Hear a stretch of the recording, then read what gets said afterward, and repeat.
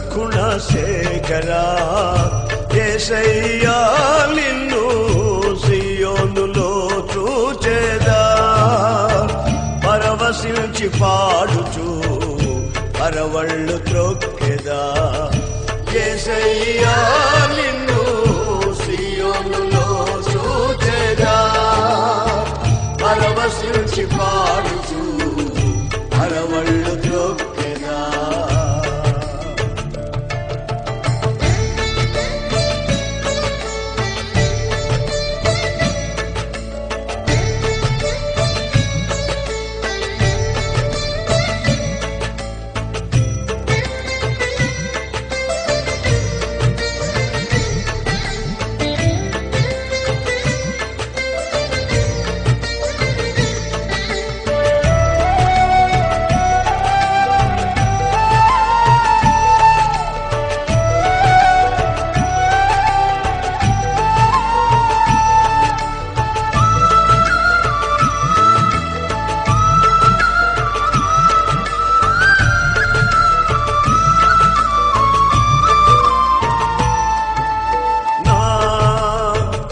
ప్రార్థన ఆలకించువాడా నా కన్నీరు తుడుచువాడా నా ప్రార్థన ఆలకించువాడా నా కన్నీరు తుడుచువాడా నా శోధనలన్నిటిలో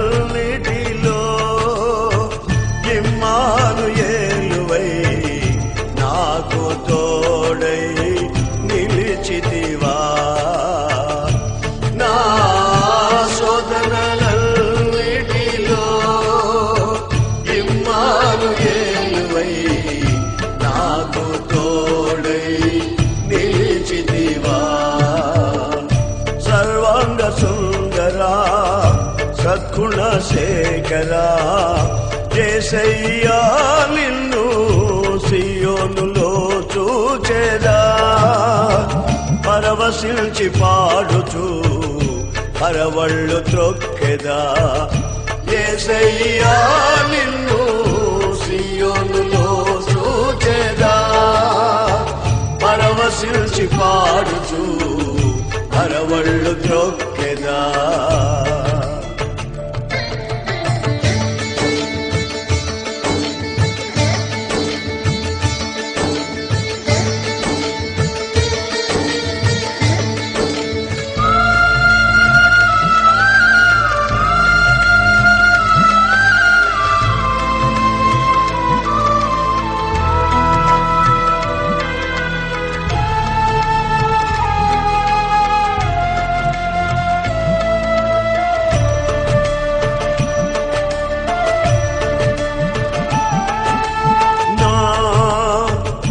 శాపములు పాపినావా నా ఆశ్రయపురమైతివా నా శాపములు పాపినావా నా ఆశ్రయపురమైతివా నా నిందలన్నిటిలో యెహోషాపాతువై నాకు న్యాయము తీర్చితివా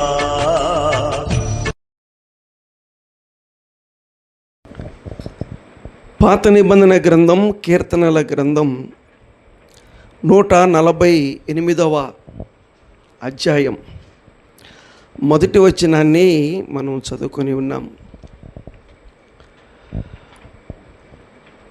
ప్రస్తుతం 63వ కీర్తన పూర్తయింది. కాబట్టి కొన్ని విషయాలు ఈ కీర్తనల గ్రంథం చదువుకుంటూ వస్తూ ఉంటే కొన్ని పాఠాలు ప్రభువారు ఆయన బయలుపరుస్తూ ఉంటుండగా ఆ మాటల్ని రాసుకొని ఆ మాటల విషయమై ప్రభు సందులో ప్రార్థన చేసి ఆ మాటలు వినటానికై ఈ రాత్రి ప్రభు మనకి మంచి సమయాన్ని అనుగ్రహించాడు. పిల్లారా రండి, ఏం చెప్తుంది దేవుని యొక్క వాక్యం?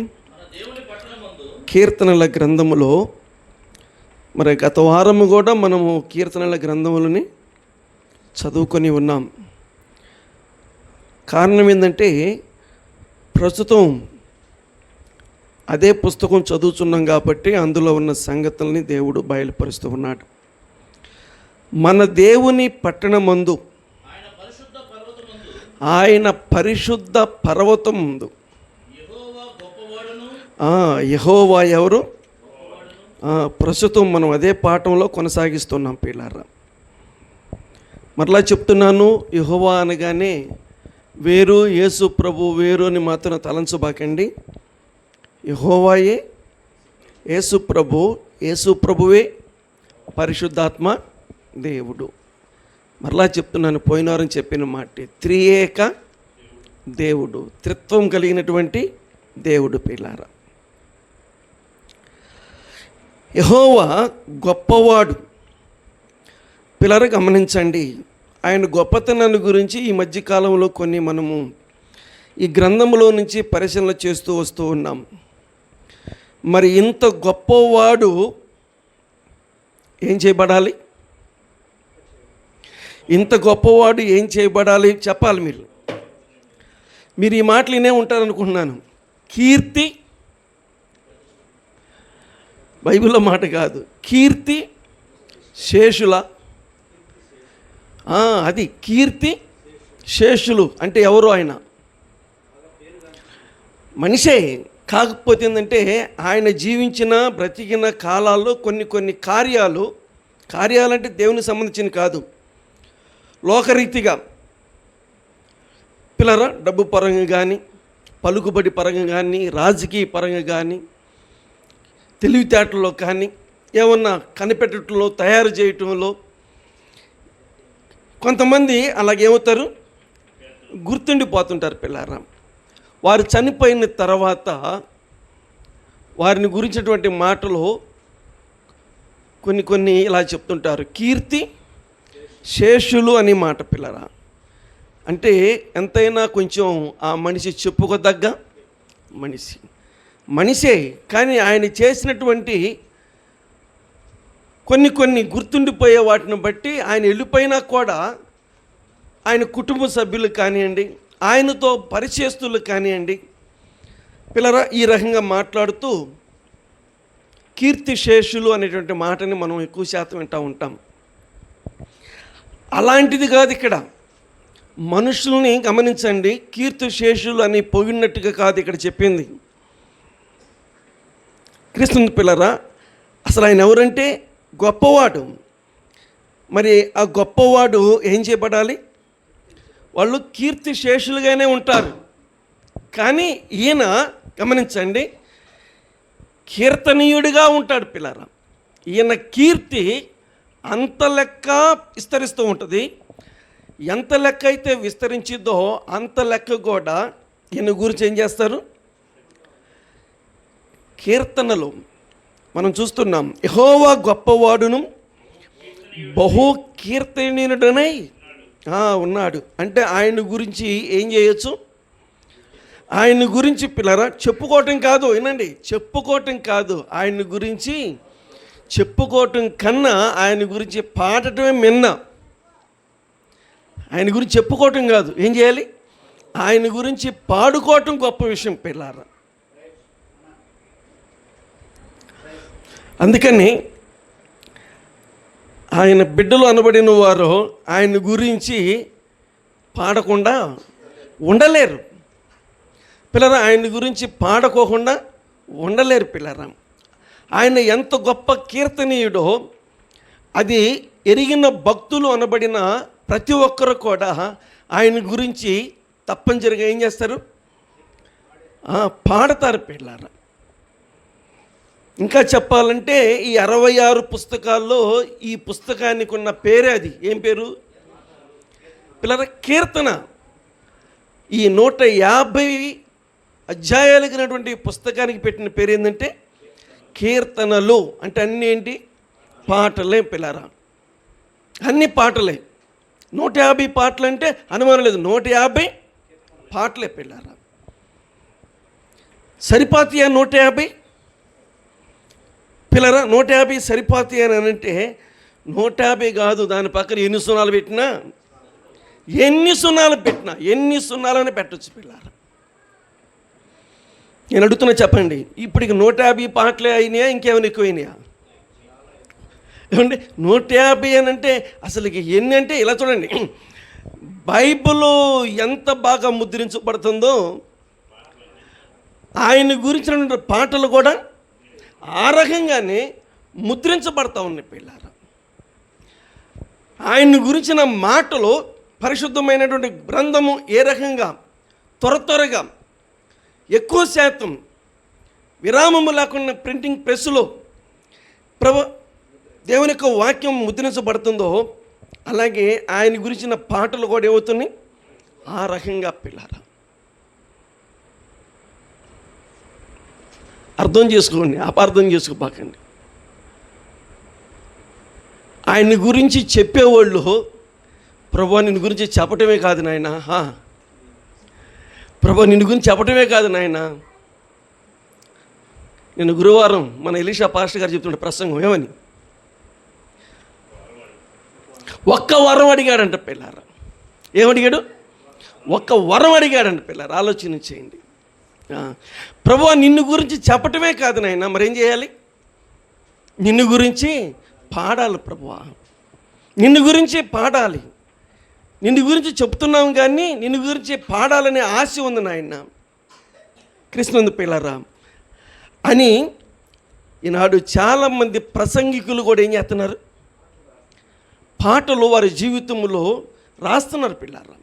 రాయటమే కాదు, వారి జీవితంలో ఖచ్చితంగా ఆయన గురించి ఏం చేస్తున్నారు, పాడుతున్నారు. ఎందుకనంటే యెహోవా గొప్పవాడు.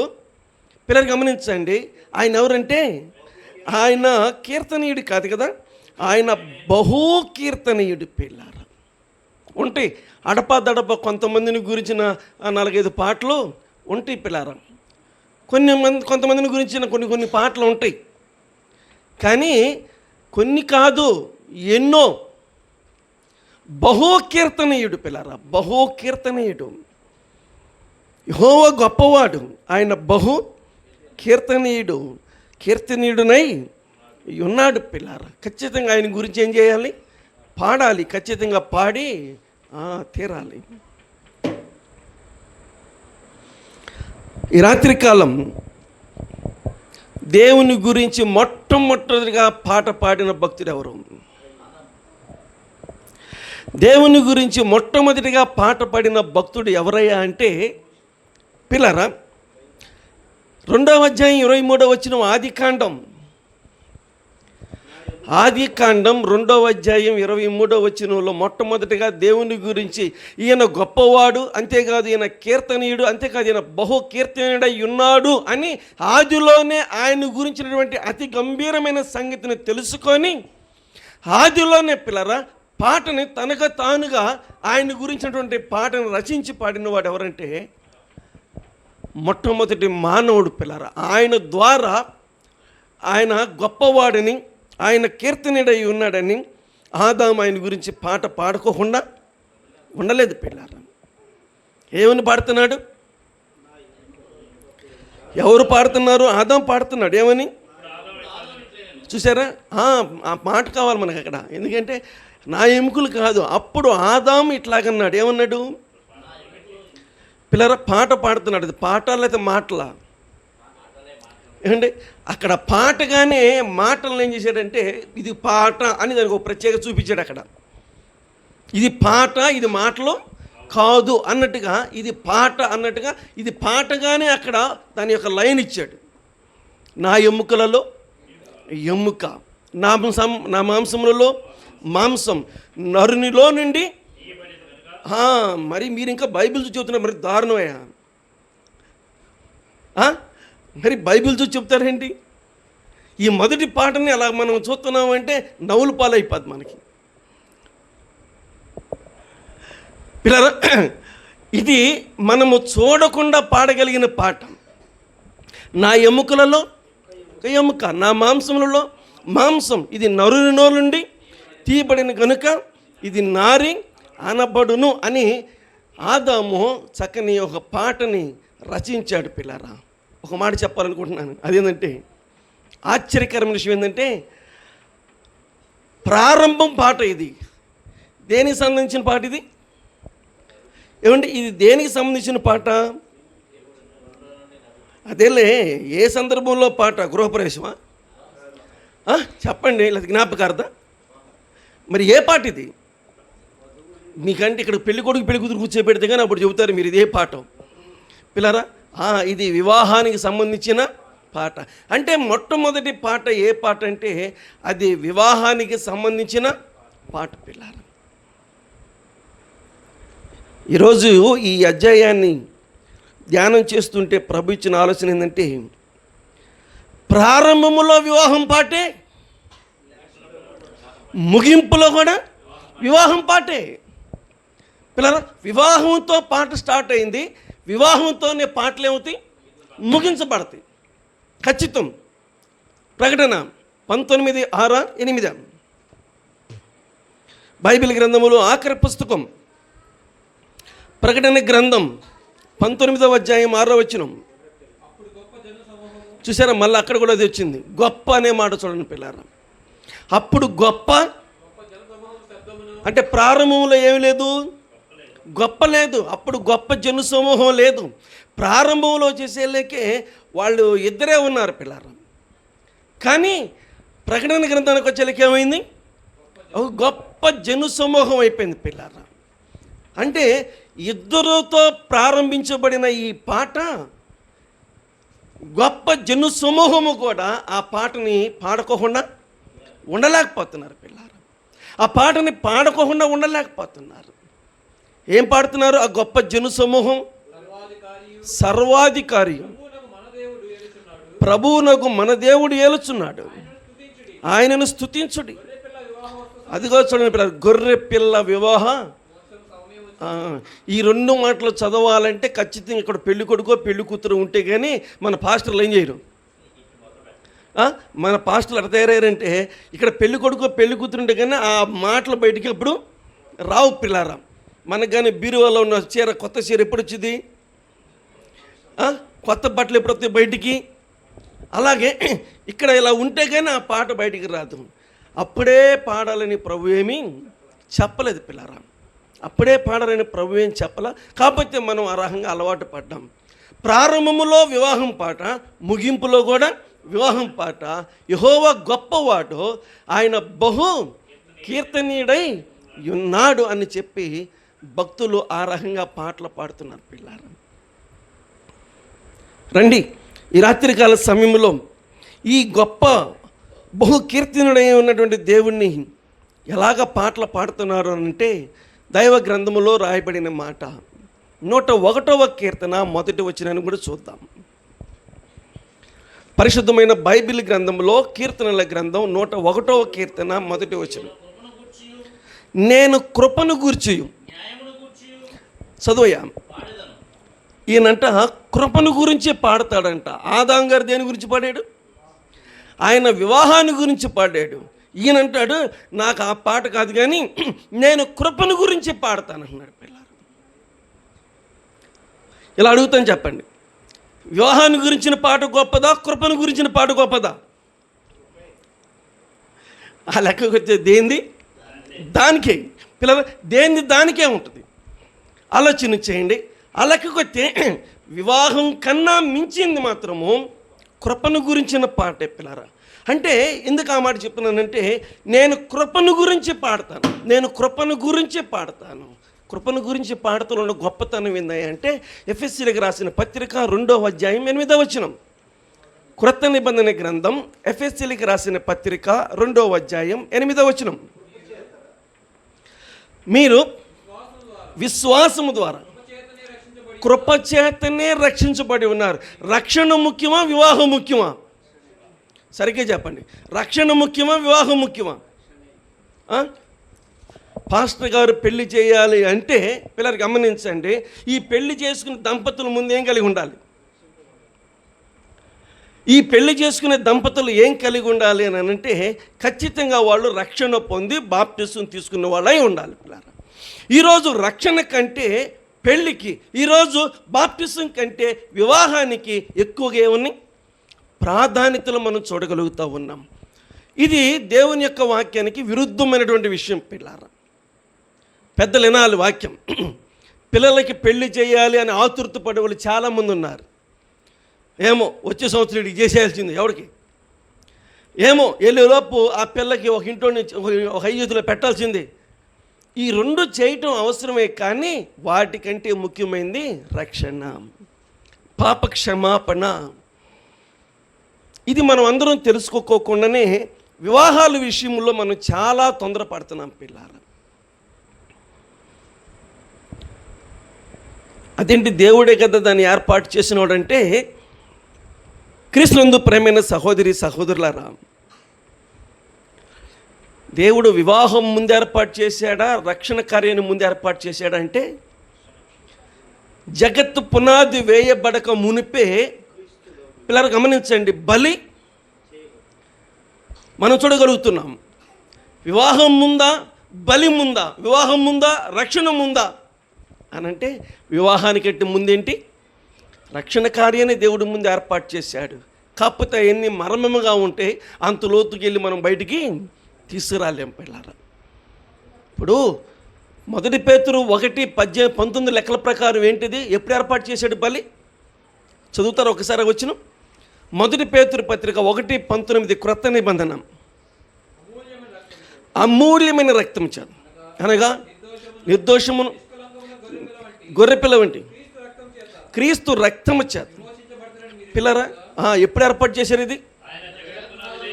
అదిగో చూడండి ఆ మాట, జగత్తు పునాది వేయబడక మునిపే. అలాగకొస్తే భూమికి పునాది వేయబడక మునిపే దేనికి పునాది వేశాడు? రక్షణ కార్యానికి పునాది వేశాడు పిల్లారా. వివాహం ముందా, రక్షణ కార్యం ముందా అంటే, రక్షణ కార్యమే ముందు. రక్షించబడి ఆ తర్వాత నువ్వు వివాహం చేసుకోవాలి. ఇది తెలుసుకున్న మన సేవకులు, మన పాస్టర్లు, మన రెవరెండ్లు, మన బిషప్లు అందరూ చేసేది ఏంటంటే, ఆ సమయానికి పసుపు నీళ్ళలాగా జల్లి ఏంది చిలకరింపు బాప్తీస్తాం పిల్లరా. చిలకరింపు బాప్తీస్తాం అంటే మేము ఇచ్చేసాం బాప్తీస్తాం, బైబిల్ ప్రకారం మేము బాప్తీసం ఇచ్చే పెళ్ళి చేశాం. ఇది మరి దారుణం పిల్లలు, గమనించండి. ఎస్ బాబు ఇంటి వెనకాల ఉంటారు, భాస్కర్రావు గారు, సుశీలపు గారు చనిపోయారు. గవర్నమెంట్ టీచర్గా రిటైర్మెంట్ అయిపోయిందమ్మా, అంటే 60 సంవత్సరాలు దాటిపోయింది. నేను ఆమెను అడిగాను, ఏమ్మా నువ్వు రక్షించబడ్డావా, చర్చికి అయితే వస్తున్నావు అంటే, అయ్యిందండి అయ్యగారు ఇప్పుడు రక్షించబడుతావేంటి, నాకు పెళ్లిలోనే బాప్తిసం ఇచ్చారు అయ్యగారు అంది. పెళ్లిలో బాప్తిసం ఇచ్చారా? పెళ్లిలో బాప్తిసం ఎలాగిచ్చారని అడిగాను. ఎలాగిచ్చేది ఏంది, పాస్టర్ గారు అలాగ 2 చెంబులు అదే ఇలా నీళ్ళు చల్లాడు అన్నారు. ఎందుకు చల్లారు నీళ్ళంటే అది చిలకరింపు బాప్తిసం. అమ్మా అతడు పెళ్లి చేయటానికి ఆ పని చేసాడే తప్ప అది బైబిల్కి పూర్తిగా వ్యతిరేకం. అది బాప్తిసం కానే కాదు. ఈ రోజుల్లో చాలామంది కూడా దాంతోనే సరిపెట్టుకుంటున్నారు, నరకానికి పోతారు, అగ్నిగుండానికి పోతారు. అది బాప్తిసం కాదు, దానితో పరలోకానికి వెళ్ళిపోతాను మాత్రం అనుకోబాకండి పిల్లరా. అది చాలా శుద్ధ తప్పు. బైబిల్ గ్రంథంలో ఎక్కడ ఆ టైపు బాప్తిసం లేనే లేదు. ప్రభువైన యేసుక్రీస్తు వారు సహితము ఏం చేశాడు, ఆయన బాప్తిసం తీసుకున్నాడు, అంతేగాని ఇలా జల్లించుకోలేదు. మీరు అర్హమైన బాప్తిసం తీసుకున్నారు, మీరు చచ్చిపోతే నరకానికి వెళ్తారు, పరలోకానికి వెళ్ళరమ్మంటే అయ్యగారు ఏం చేయమంటారు, మీరు ఖచ్చితంగా బాప్తిసం తీసుకోవాలని చెప్తే పిల్లరా, అప్పుడు బాప్తిస కార్యక్రమం ఏర్పాటు చేసిన తర్వాత కొడుకుల్ని, కోడల్ని అందరిని పిలిపించుకుంది పిల్లలు, ఇచ్చాం మనం బాప్తిసం. పిల్లరా ఆలోచన చేయండి, నేను ఎందుకు ఈ మాట చెప్తున్నాను. రక్షణ ముఖ్యమా, బాప్తిసం ముఖ్యమా, వివాహం ముఖ్యం అంటే వివాహానికంటే ముఖ్యమైంది. అందుకని ఆదాము వివాహాన్ని గురించిన పాట పాడాడు. అయితే ఆల్రెడీ పిల్లలు ఆలోచన చేయండి, ప్రభువైన యేసుక్రీస్తు వారు రక్షణ కార్యాన్ని దానికంటే ముందే ఆయన సిద్ధం చేశాడు పిల్లలు. నేనైతే వివాహాన్ని గురించి పాడను, కానీ నేను కృపను గురించి నేను పాడతాను. ఏమంటే అది నిజంగా న్యాయంగా పాడాల్సిన పద్ధతి పిల్లారా. ఏంటి కృప అంటే, మనం కృపచేత రక్షించబడి ఉన్నాము, కృపచేత రక్షించబడి ఉన్నాము పిల్లారా. రక్షణ లేకోకుండా పిల్లలు ఆలోచన చేయండి, మనం పరలోకం వెళ్ళలేము. వివాహం కాకపోయినా పరలోకానికి మనము వెళతాం, కానీ రక్షణ లేకపోతే మాత్రం పరలోకానికి వెళ్ళము. కాబట్టి ప్రతి ఒక్కరి జీవితంలో ముందు రక్షణ కార్యాన్ని ప్రతి ఒక్కరూ కలిగి ఉండాలని ప్రభు సెలవిస్తూ ఉన్నాడు పిల్లారా. దేవుని పరిశుద్ధమైన బైబిల్ గ్రంథములో కృపను గురించిన పాడిన ఈ వ్యక్తి ఇంకొక మాట ఏమన్నాడంటే 95వ కీర్తన 1వ వచనం. 95వ కీర్తన 1వ వచనం. రండి,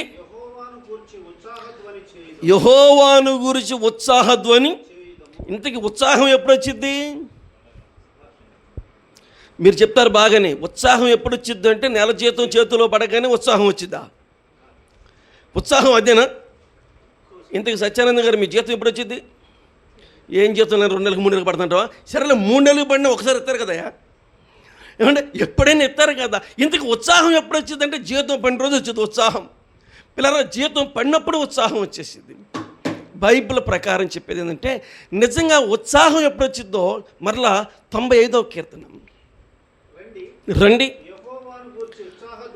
యెహోవాను గురించి ఉత్సాహధ్వని. పిల్లలు గమనించండి, ఎప్పుడు ఉత్సాహం వచ్చింది అంటే 118:15 బైబిల్ గ్రంథంలో చెప్పిన మాట. 118వ కీర్తన 15వ వచనం. నీతిమంతుల గుడారములలో. అది ఉత్సాహం ఎప్పుడు వచ్చిందంటే రక్షించబడిన తర్వాత అప్పుడేమొచ్చింది? ఉత్సాహం వచ్చింది పిల్లారా. అది లోక సంబంధమైన ఉత్సాహం కానే కాదు. వినాలి పిల్లలు, ఆలోచన చేయండి.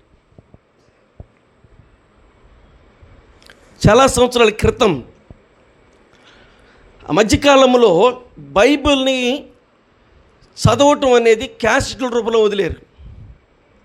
నేను ఆ క్యాసెట్లు చేసి చర్చి మైక్ పైన పెట్టాను, పైన మైకులో పెట్టి కొనుక్కున్నాను, కూర్చున్నాను.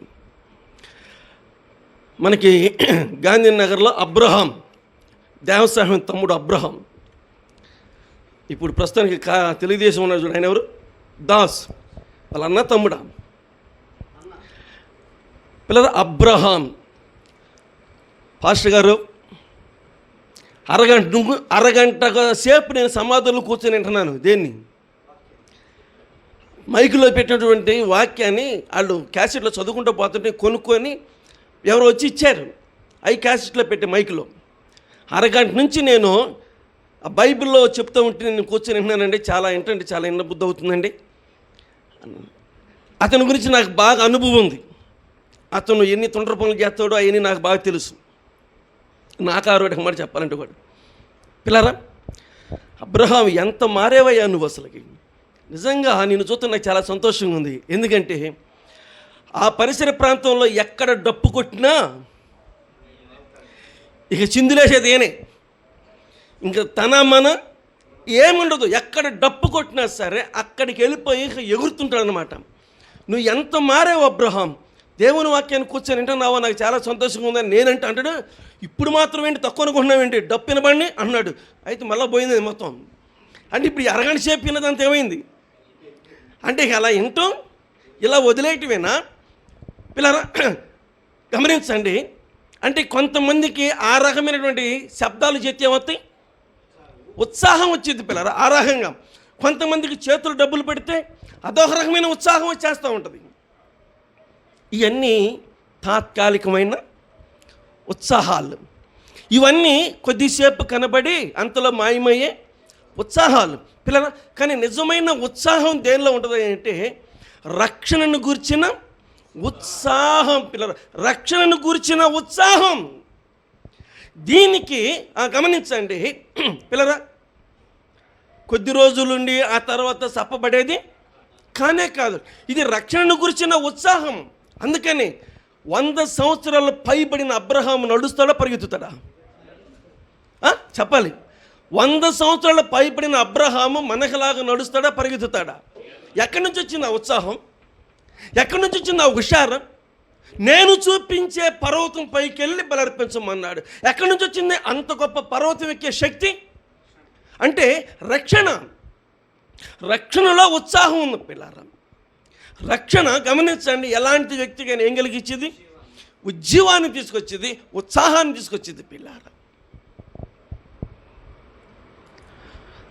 నీ జీవితంలో ఎప్పుడైతే రక్షించబడతావో, నీ జీవితంలో ఎప్పుడైతే బాప్తిసం కలిగి ఉంటావో, అది నిన్ను ఎప్పుడు చూసినా కూడా ఒక రకమైనటువంటి ఉద్యమం కలిగిన వ్యక్తిలాగానే చూపించదు తప్ప మూలనబడిన నీరసంగా ఉండే వ్యక్తిగా చూపించదు పిల్లారా.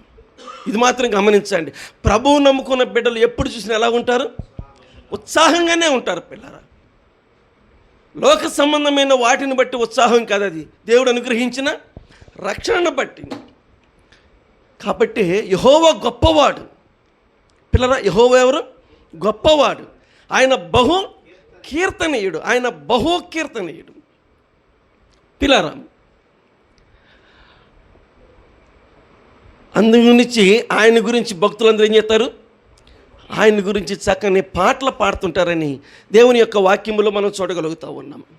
రండి, దైవ గ్రంథములో మరొక వచనాన్ని కూడా మనం చూద్దాం. 81వ కీర్తన మొదటి వచనం.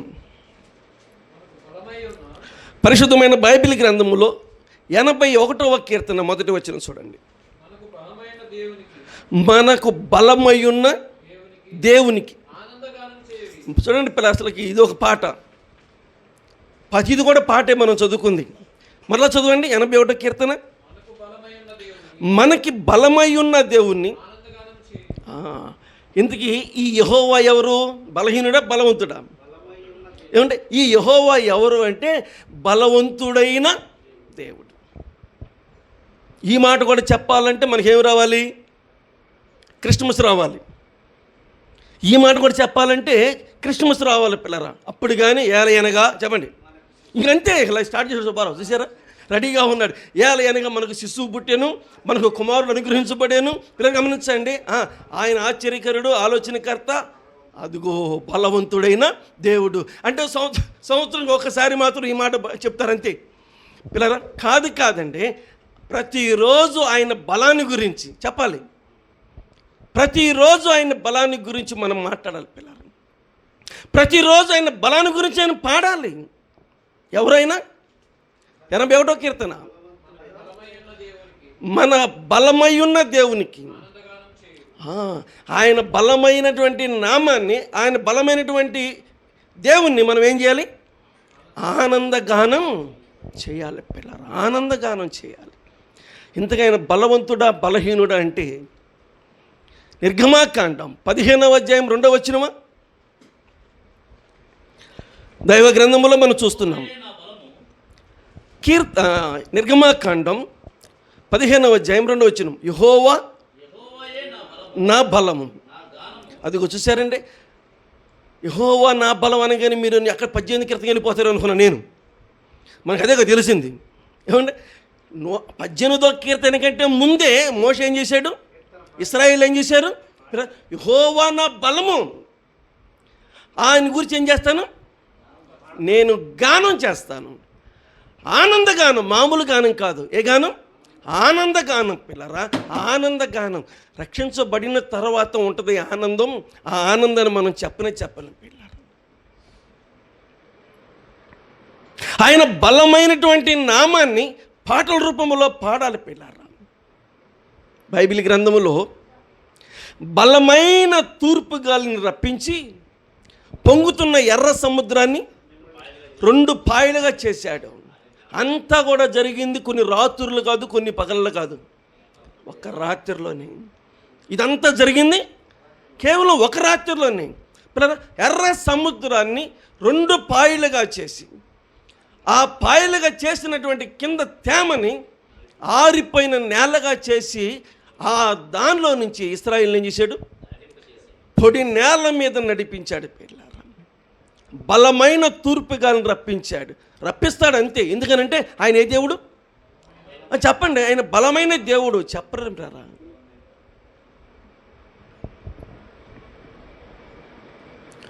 చాలా సంవత్సరాల క్రితం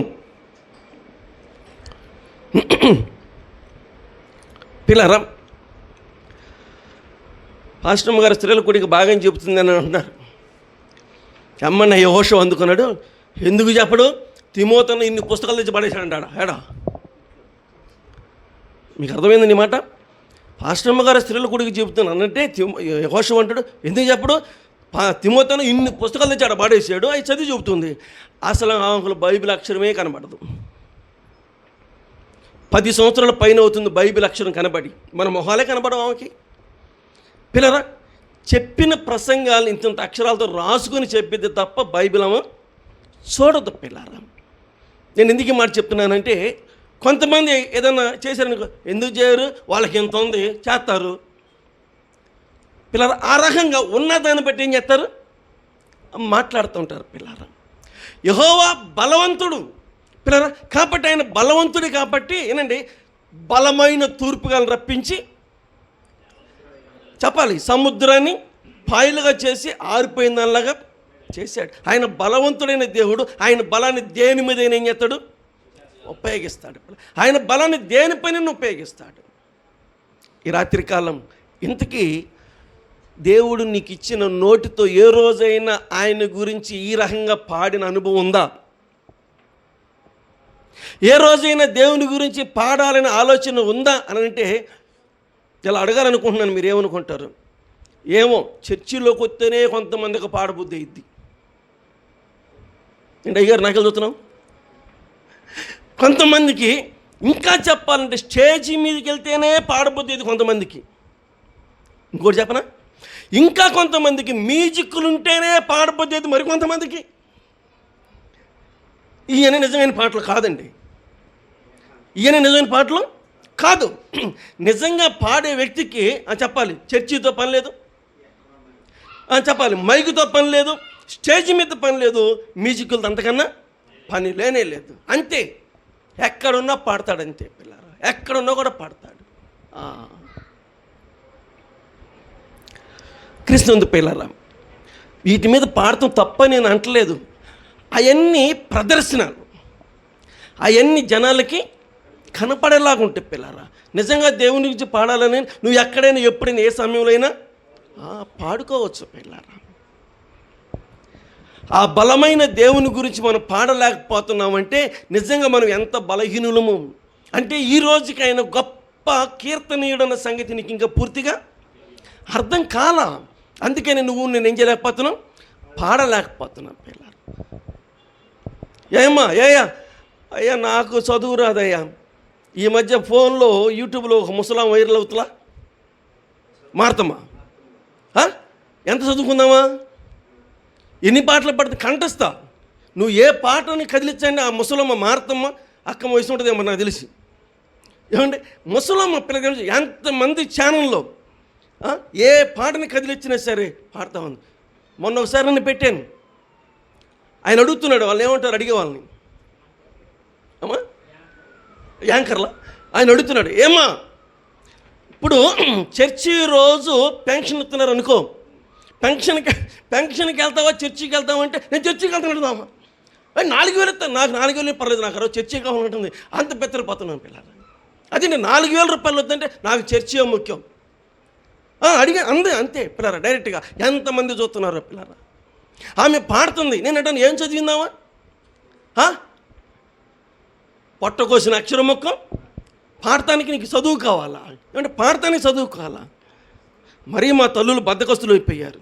నలుగెత్తే పాడకుండా ఉండి చూద్దాం. నలుగెత్తే కానీ చూడండి, మరీ మేము మీద పాడపడతారు మనోళ్ళు, బలి తెలుగు వాళ్ళు క్రైస్తవ స్త్రీలు పిల్లరా.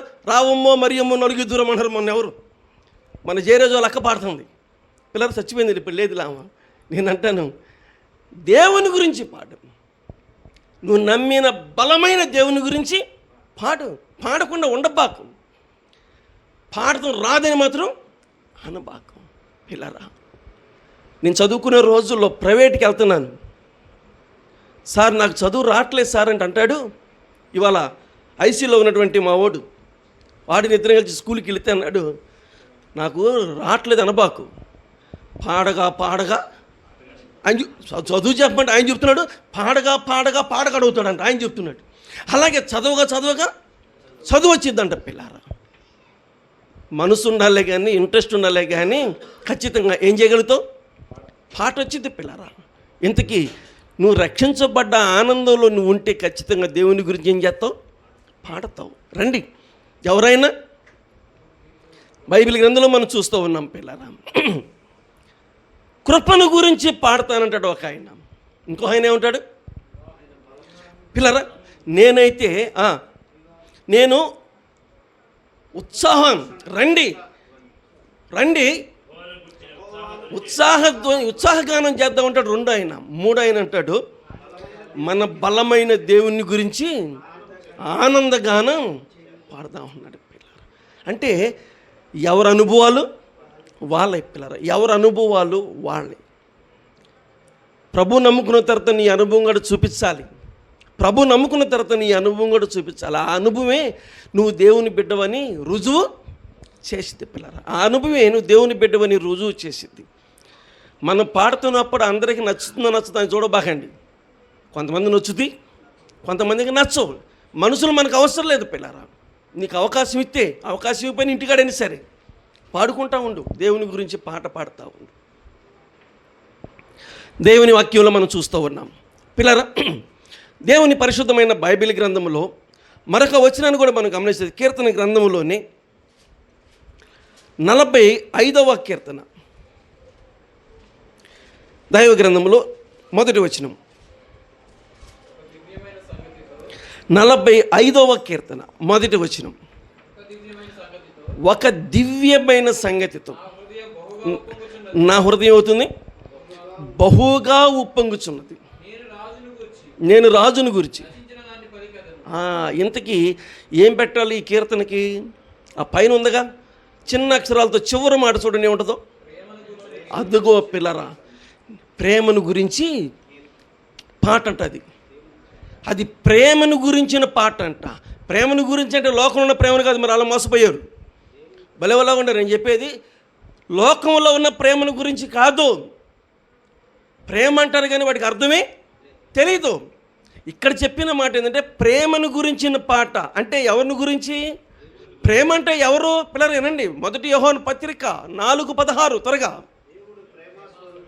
1 యోహాను పత్రిక 4:16 క్రొత్త నిబంధన చదవండి. మన ఎడల ప్రేమను మనం ఎరిగిన వారమై మనం నమ్ముకొని ఉన్నాం.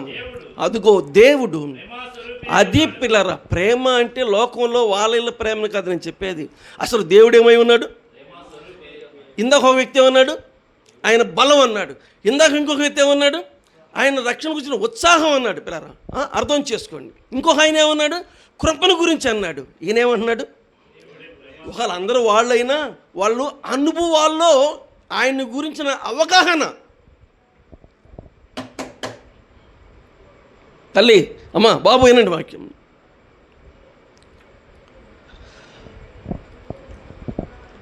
పొద్దున పచ్చడి ఎవరు చేశారు? అమ్మ. బాగుంది. రాత్రి పప్పుచారు ఎవరు చేశారు? అమ్మ. ఎలా ఉంది? బాగుంది. నిన్న ఆదివారం చికెన్ ఫ్రై ఎవరు చేశారు? అమ్మ. అంటే అమ్మ ఇన్ని చేసిద్దా?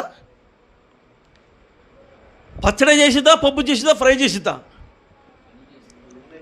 అంటే అనుభవం. ఒకటి చేయటం కాదు, ఎన్ని చేస్తుంది? ఎన్నైనా చేసేది. అంటే రోజు రోజుకి ఏం పెంచుకుంటుంది? అనుభవం పెంచుకుంటుంది. అలాగే భక్తుల్లో కొంతమంది చేస్తారంటే ఆయన గురించినటువంటి కృపను గురించి, ఆయన గురించిన బలాన్ని గురించి, ఆయన గురించిన ఉత్సాహాన్ని గురించి, అలాగే ఆయన గురించిన ప్రేమను గురించి. పిల్లరా, ఆయన గురించిన ప్రేమను గురించి ఇలా చెప్పనా? తవ్వుకుంటూ పోతుంటే ఎన్ని వస్తున్నాయి బయటికి. తవ్వుకుంటూ పోతుంటే మెదడు కూర్చో, ఏముండదు నీకు. నువ్వు మెదడు కూర్చో, ఏముండదు. తవ్వుకుంటూ అంటే ఆయన గురించిన సంగతులు, ఆ గొప్ప దేవుని గురించిన సంగతులు నువ్వు కానీ ధ్యానం. అదే కదా, ఒక్క వరం అడుగుతున్నానయ్యా, నాకు దయచేయ్యా. ఏం కావాలి? నీ మందిరంలో నీ ప్రసన్నతను చూసుకుంటూ అక్కడ ధ్యానం చేయాలంట. అక్కడ ధ్యానం చేస్తే కానీ ఇవన్నీ బయటకు వస్తాయి పిల్లలు. అలా ధ్యానం చేస్తుంటే ఎన్ని వస్తాను, నేను ప్రేమను గురించి పాడతాను అన్నాడు పిల్లారా. ఆ లెక్కకొస్తే ఆ ప్రభువుని గురించిన ప్రేమను గురించిన పాటలు వర్ణించలేం పిల్లారా. చెప్పండి ఎన్ని ఉంటాయో ఆయన గురించిన మాటలు పిల్లారా. ఆ ప్రభుని గురించిన ప్రేమను గురించిన పాటలు. ఒక వ్యక్తి బల విచిత్రంగా పాడుతున్నాడు. ప్రార్థించకపోయినా, ఇది గమ్మత్తు, ప్రార్థించకపోయినా ఇప్పుడు ఏంటి సుబ్బారావు బాగున్నావు అంటేగా నువ్వు బలగుతావు, నేను బలకపోతే నువ్వు బలగవు. అలాగే నువ్వు పలకరిపోతే నేను బలగను. అర్థమవుతుందంటే ఈ మధ్య చర్చిలో కొమ్మత్తింది తెలుసా, నువ్వు నాకు వందనాలు పెట్టకపోతే నేను నీకు వందనాలు పెట్టను, నువ్వు నాకు పెడితే నేను నీకు పెడతాను. కానీ ఈ భక్తుడు ఏం రాశాడంటే, ప్రార్థించకపోయినా పలకరిస్తూ ఉంటావు, మాట వినకపోయి. ఆగండి పాడేస్తున్నాను మీరు బాగా. సూటిగా అడుగుతున్నాను నాగేంద్రమ్మని, సమాధానం చెప్పాలి. అంటే నయోమి గారిని, మాటింటే భోజనం పెడతావా, మాట వెనక పెడతావా భోజనం చెప్పమ్మా సత్యానందనికి. నీకు ఒక పేగు మాడుతారో, అబ్బో ఎందుకో, మాట వినలేదు కాబట్టి నీకు ఒక పేగు మాడుతారో, రా సాయంకాలం రా అన్నం పెట్టు అని చెప్పు, అప్పుడు కానీ అట్లా కాడు తీసుకుంటుందంట. ఎందుకో మాట వింటలేదు. కానీ ఇక్కడ రాయబడి అంటే, ప్రార్థించకపోయినా పలకరిస్తూ ఉంటావు, మాట వినకపోయినా కలవరిస్తూ ఉంటావు, ఎందుకు ప్రేమ నాపై యేసయ్యా, ఎందుకింత నాపై యేసయ్యా, ఎందుకింత జాలి నాపై యేసయ్యా, ఎందుకింత ప్రేమ నాపై. ఎందుకు ఉంటుంది ప్రేమ చెప్పండి పిల్లల. మనం ఏదైనా అడగగానే ఇస్తే, మనం రమ్మని కనుక ఏదైనా స్థలానికి వస్తే పిల్లరా, మనం ఏది అడిగినా కూడా కాదనకుండా చేస్తూ ఉంటే ఆ మనిషి మీద వచ్చేసింది ప్రేమ, విపరీతంగా వచ్చేసింది. ఇది విచిత్రమైన ప్రేమ. లోకములో ఎవరు చూపని ప్రేమ, లోకములో ఎవరు చూపని ప్రేమ పిల్లలు. ఈ ప్రేమకి ఇంకా తిరుగులేదంతే. ఆ భక్తుడు ఎంత అనుభవంగా ఆ పాటని రాస్తున్నాడు పిల్లలు, ఎంత అనుభవంగా రాస్తున్నాడు. మనం ఏదో ఊరక అల్లలల్లా అని పాడేసుకుంటున్నాము కానీ అసలు నిజంగా కూర్చొని అయినా నేను ప్రార్థించకపోతే నన్ను పలకరెత్తాడండి అసలుకినా. ఒకవేళ అలాగనే చేస్తే మనం దాన్ని విచిత్రంగా చెప్పుకుంటామని చెప్పుకోమా, ఏం చెప్పలేదండి. బండికి పంచర్ అయింది, పంచర్ వేపిస్తున్నా పిల్లరా. బిల్డింగ్ పైనుంచి ఒక 70 సంవత్సరాల ముసలమ్మ దిగొచ్చింది. బండికి ఆయన పంచర్ వేస్తున్నాడు, నిలబడ్డా. సాయంకాలం చర్చిలో వాక్యం చెప్పాలి కాబట్టి కూర్చొని మనసులో ధ్యానం చేసుకుంటే నిలబడ్డా. పంచర్ వేస్తున్నాడు. ముసలం వచ్చి, ఏంటి పంచర్ వేయించుకున్నావా అంది. అవునమ్మా పంచర్ వేయించుకున్నాను అంది. ఆహా, ఈ డాబా నాదే అంటుంది. ఆ డాబా నీదైతే నాకెందుకు. ఇంకొక మాట ఉంది, ఆ డాబా కూడా నాదే అంటుంది. ఏం తల్లి, ఆ డాబా నీది ఈ డాబా నీది, ఇప్పుడు ఏం చేయాలి. అయిపోల్లా. పెద్ద కొడుకేను పెద్ద హైదరాబాద్లో ఉద్యోగం అంట. ఆహా, రెండో కొడుకేను అమెరికాలో ఉన్నాడంట. అసలుకి నేను ఏం అడగలా, ఆమె ఎవరో నాకు తెలియదు. పిల్లరా, ఆమె వచ్చి కదిలించుకుంటే చెప్పి అంటది, అంటే ప్రభు నమ్ముకున్నావేలే, దేవుడు భలే ఇచ్చించాడు అంటుంది. ఇచ్చిచ్చాడమ్మా, సరే సంతోషంలో తల్లి అనుకుంటా అన్నాను. ఆమె వెళ్ళిపోయింది. ఈలో పంచులేసేవాడు అంటే ఏంటంట అంది. ఏమో నాకేం తెలియదు అయ్యా, ఆమె ఎవరో మరి వచ్చి అన్నీ చెప్పుకుంటుంది. పిల్లరా, ఇది నాకు ఎలాగుంది, ముక్కు మొహం తెలియని వ్యక్తి వచ్చేసి ఆ రకంగా మాట్లాడుతుంటే నాకు విచిత్రంగా ఉందా లేదా పిల్లరా. ఇది నీకు ఎందుకు చెప్తున్నాను, ఇప్పుడు 10 సార్లు చెప్పాను ఈ మాటని, ఎందుకు చెప్తున్నాను. అలాగే ప్రార్థించకపోయినా మాట వినకపోయినా ఏం చేస్తున్నాడు, పలకరిస్తున్నాడు పిల్లరా అని ఆ భక్తుడు రాస్తూ ఉంటే నిజంగా ఎంత సంతోషం వేస్తూ ఉందో పిల్లరా. మనం ఏం గుళ్ళో పాడేసుకొని ఇంటికి వెళ్ళిపోతాం పుస్తకం మడత పెట్టుకొని, కానీ దాన్ని ఏం చేసుకోము, దాన్ని మనం దానికి ఎందుకు ఇలా జరిగిందని మనం దాన్ని అవగాహన చెయ్యం పిల్లరా. ఇంతకీ బైబిల్లో ఉన్న మాట ఏంటంటే, నేను ప్రేమను గురించి ఏం చేస్తాను, నేను పాడతాను. అంటే ఆయన గురించి ఎన్ని పాటలు పాడాలి? ఆయన గురించి ఎన్ని పాటలు పిల్లరా? ప్రసంగికులు కూడా ఆయన మీద ఉన్నటువంటి ఆ రకమైనటువంటి ఆసక్తిని ఏం చేస్తున్నారంటే, ప్రభువా నిన్ను గురించి ఒక పాట రాసేటట్టుగా, ఆ పాటని పాడేటట్టుగా నాకు సహాయం చేయమని అడుగుతున్నారు. ఇందాక చెప్పాలనుకున్న మాట ఇప్పుడు చెబుతున్నాను. నాకు కూడా ఈ కోరిక ఉందే కోరిక. చచ్చిపోయేలోపు ఒక పాటను రచించి పాడాలని ఉంది. మరి అది అయిద్దో నాకు తెలియదు పిల్లరా. చచ్చిపోయేలోపు ఒక పాటను రచించి పాడాలని ఉంది. మరి అది అయిద్దో లేదో నాకు తెలియదు. ఏమో, అది కూడా ఒక కృప వరమే పిల్లరా. అది కూడా ఒక కృప వరమే పిల్లరా. ఇంతకీ దావీదు ప్రసంగికుడా లేకపోతే దావీదు గాయకుడా అంటే, దావీదు ప్రసంగికుడు, దావీదు గాయకుడు కూడా పిల్లరా. అర్థం చేసుకుని, కాకపోతే ఆయన ప్రసంగాల కన్నా ఆయన పాటలే ఎక్కువగా మనం చూడగలుగుతూ ఉంటాం పిల్లరా. మంచిది, రండి, అయిపోయింది ప్రసంగం, మనం ముగిద్దాం. ఏముంది బైబిల్ గ్రంథంలో? యెహోవా గొప్పవాడు, ఆయన బహు కీర్తనీయుడు. యెహోవా గొప్పవాడు, ఆయన బహు కీర్తనీయుడు పిల్లారా. ఇంతకీ బహు కీర్తనీయుడా? అవును, ఖచ్చితంగా ఆయన బహు కీర్తనీయుడు. అందుకని ఆయన బహు కీర్తనీయుడు కాబట్టే 96వ కీర్తన అనుకుంటా, చూద్దామా? బైబిల్ గ్రంథంలో మొదటి వచనం, లేకపోతే 149 మొదటి, అది 90 చదువుమా. యెహోవా మీద అంటే కొత్తగా పాడాలంట. ఏం పాడాలి? కొత్తని రావట్లేదు, కొత్త. అందరు రెడీగా ఉన్నారు దేనికి? జనవరి 1 కోసం. ఆ రోజు అన్నీ రిలీజు. ఎన్ని ఉన్నా వదలరు. ఏం చేస్తారు? దానికి ఒక పేరు ఉండాలి. కొత్త సంవత్సరంలో కొత్త పాట రెడీగా ఉంటారు పిల్లలు. దానికోసం సాయశక్తిలో ప్రయత్నం చేసేవాళ్ళు ఎంతమంది ఉన్నారు? గాయకులు చాలామంది. ఈ పాటలు రచించే వాళ్ళందరూ కూడా దానికోసం ఎదురు చూస్తారు. దేనికి? కొత్త సంవత్సరం వందనాలు కాదు. దేనికి? కొత్త సంవత్సరం క్యాసెట్ రిలీజ్ చేయడానికి పిల్లలు. కొత్త సంవత్సరం క్యాసెట్ రిలీజ్. ఈరోజు చాలామంది కూడా ఆ రకంగా ప్రతి సంవత్సరం కుప్పల తెప్పలుగా రిలీజ్ అవుతున్నాయి. ఏంటవి? యెహోవాను గురించి, యెహోవాను గురించి క్రొత్త కీర్తన పిల్లారా. ఈ సంవత్సరం ఈ పాట అయితే ఇంకో సంవత్సరం ఇంకొక పాట పిల్లలు. అలాగైతే ఒక సంఘంలో ఒక వ్యక్తి అయితే ఇంకో సంఘంలో ఇంకొక వ్యక్తి, ప్రతి సంఘంలో ఒక క్రొత్త పాట అవుతుంది, విడుదలవుతూ ఉంది. కాకపోతే షాలేం సంఘం వాళ్ళు రాసుకున్న పాటలు మనం పాడుకుంటున్నాం పిల్లరా. మనం కొత్తగా ఏం చేయట్లేదు, విడుదల చేయలేకపోతున్నాం పిల్లరా. యెహోవా మీద అంటే ఎప్పటికప్పుడు చెప్పాలి, క్రొత్తదనమే పిల్లరా. ఎప్పటికప్పుడు క్రొత్తదనమే పిల్లరా. నేను ప్రభువులోకి వచ్చినప్పుడు మన కీర్తనల పుస్తకం దాదాపుగా ఒక 60-70 ఉండేవి. చిన్నగా ఉండేది, లేకపోతే కొంచెం ఉండేదేలే, కానీ 1000 మాత్రం ఉండేవి కాదు. ఈరోజు ఈ 30 సంవత్సరాల అనుభవంలో ఎక్కడికి వెళ్ళిపోయింది పిల్లరా? అంటే అన్నీ కలపకపోయినా మనలో కూడా ఏం చేస్తున్నారు, కొన్ని కొత్త పాటలు రచిస్తూ ఉన్నారు పిల్లరా.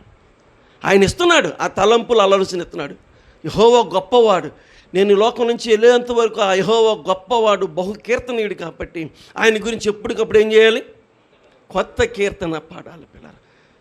చాలామందికి ఎప్పటికప్పుడు కొత్త డ్రెస్సు వేసుకోవాలని కోరిక ఉంటారు, కానీ నిజంగా ఆయన గురించి అవగాహన కనుక కొత్త డ్రెస్సు ముఖ్యం కాదు. ఏది? ఒక కొత్త పాట. 149వ కీర్తన కూడా అలాగే ఉంది, చదువుదామా? 149వ కీర్తన. యెహోవాను స్తుతించుడి, యెహోవాకు కొత్త కీర్తనను పాడమంటాడు పిల్లరా. అంటే ఏం పాడొద్దు? పాత వద్దు. ఏం చేయాలి? ఎప్పటికప్పుడు కొత్తవి పాడాల్సిందే పిల్లరా. ఎప్పటికప్పుడు కొత్తవి పాడాల్సిందే. అర్థమవుతుందండి? ఎంత చెప్తున్నా మనం మాత్రం కొత్తవి పాడేదే లేదు.